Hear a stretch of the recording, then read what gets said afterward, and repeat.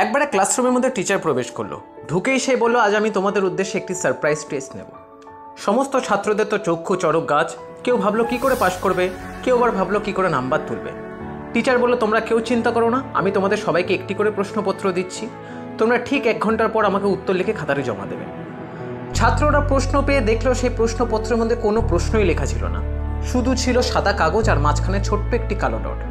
Teacher বলল, তোমরা ভয় পেও না, তোমরা সেই কাগজটির মধ্যে যা যা দেখতে পাচ্ছ সেটি সম্পর্কে তোমরা উত্তর লিখে আমাকে দাও। তো ছাত্ররা বললো, এই সাদা কাগজটি সম্পর্কে আমরা কী বা উত্তর লিখব। তো যাই হোক, 1 ঘন্টার পর যখন খাতা জমা দিল, তখন টিচার প্রত্যেকের খাতার উত্তরের মধ্যে একটি জিনিস লক্ষ্য করলো, যে সবাই সেই কালো ডটটির সম্পর্কে অনেকেই অনেক কিছু লিখেছে।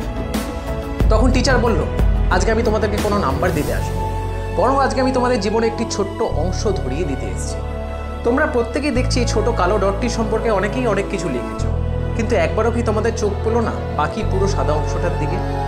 বন্ধুরা, আমাদের জীবনে ঠিক এটাই হয়। এত সুন্দর মনোরম জীবনের মধ্যে সামান্য একটু সমস্যার কালো ডট এসে গেলে সেটার মধ্যে আমরা এতটাই ডুবে যাই যে জীবনের বাকি সুন্দর উজ্জ্বল মুহূর্তগুলো আমরা ভুলে যেতে থাকি। ঈশ্বরের এই সৃষ্টি আমাদের এই সুন্দর জীবনে এত সুখ আনন্দ থাকা সত্ত্বেও আমরা নিজেদের এনার্জিটি ব্যয় করে ফেলি সেই খারাপ সমস্যার দিকে তাকিয়ে, যার ফলে যেই দরজাগুলো খুলে যাওয়ার কথা ছিল সেই দরজাগুলো বন্ধ হয়ে যায়। দুঃখ করি এটা ভেবে যে পায়ের দামি জুতোটাই নেই, কিন্তু এটা আমরা ভুলে যাই যে কতজনে সেই পাটি নেই। খুবই ভাগ্যবান তো আমরা যে সকালে উঠে চোখ খুলতে সূর্যের আলো আমাদের চোখে এসে পড়ে। একবারও কি কখনো তাদের কথা ভেবে দেখেছো যাদের চোখ রয়েছে, চোখ থাকতেও তারা দেখতে পায় না, শুধু চোখ দিয়ে অশ্রু ঝরে পড়ে? তাই জীবনে কখনো সমস্যার দিকে তাকিও না, সমস্যা থাকবে এটাই স্বাভাবিক।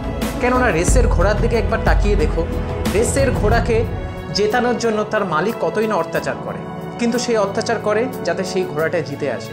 সেরকম আমরাও হচ্ছে জীবনে রেসের ঘোড়া এবং আমাদের মালিক হচ্ছে আমাদের ঈশ্বর।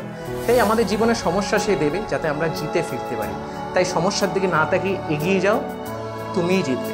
আর যদি ভিডিওটি তোমাদের ভালো লেগে থাকে, কোথাও না কোথাও যদি তোমাদের মনে সাড়া দিয়ে থাকে, কোথাও না কোথাও তোমাদের যদি চোখটি খুলতে সাহায্য করে, অবশ্যই লাইক করো, সাবস্ক্রাইব করো এবং শেয়ার করে বাকি তোমাদের পরিচিত বা বন্ধুদেরও এটি জানাতে সাহায্য করো।